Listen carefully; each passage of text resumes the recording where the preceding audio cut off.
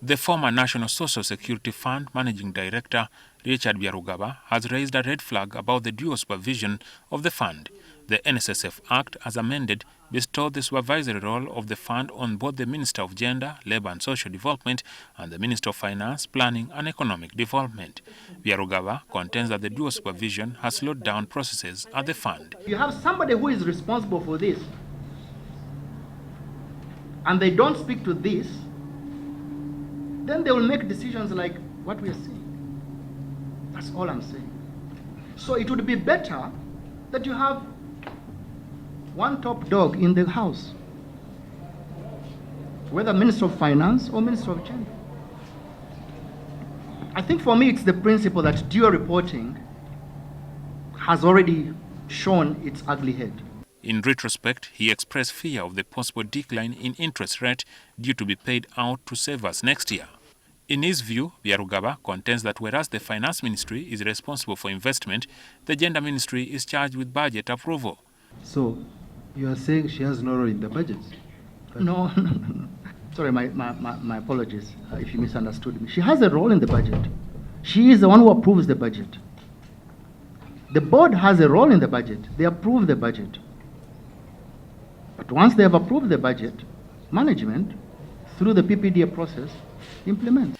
But in referring to the matters under investigation, Byarugaba accused Minister Amongi of interfering and frustrating the approval of the budget, something he says derailed the implementation of investment. A case in point is the land in Nachigalala in Wakiso district that Byarugaba told legislators had been valued at 220 billion shillings. However, the figure the select committee members were furnished with showed that the land had been valued at 400 billion shillings, which the Minister for Gender, Labour and Social Development, Betty Amongi, confirmed to have been the case. When she appeared before the committee, Amongi told legislators that the NSSF management had failed to provide due diligence report on the land in question, which prompted her to defer the budget. Because I asked them for a due diligence report, they didn't give me. I asked them for titles of the land, they didn't give me. I asked for a CGV report, they didn't give me. They just wanted me to put 400 billion. So I said, I'm not approving until you give due diligence report. So Munange, sometimes you do things, but you might be crossing people's path. You do things on your own. But Byarugaba contended that the 400 billion shillings budget was for several plots of land. And one of the issues why she wanted to do the due diligence was because you had hiked the prices more than what the government, perhaps the valuer had valued. So do you have that actual breakdown? Of yes. It was for Nachigalala, which is 250 billion, 120 billion for police land, and then 30 billion for other land. It's like Parliament, we approve budgets, but at times we may want to verify this money we are approving, for example, for a certain entity, we want to verify and we invite the ministers back.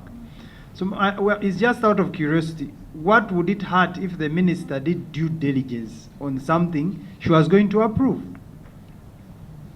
It's called interference, sir. Byarugaba also hinted at the request for 40 billion shillings for the Uganda Grain Council and the constitutional 6 billion for the ministry. He said that he highly believed that the 6 billion shillings would end up at the Ministry of Gender, arguing that it would be difficult for him to ask for accountability from his supervisor.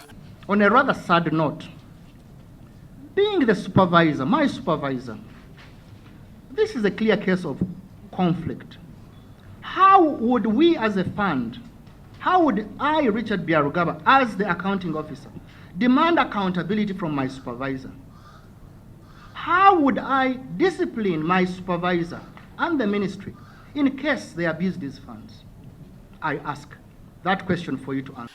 About the money for the Grain Council, Byarugaba said that it was never approved. You don't casually pass on money to the Grain Council of Uganda, which is an NGO. It's an NGO owned by, as an association, owned by the members who trade in grain. Jackson Onyango, NTV at Parliament.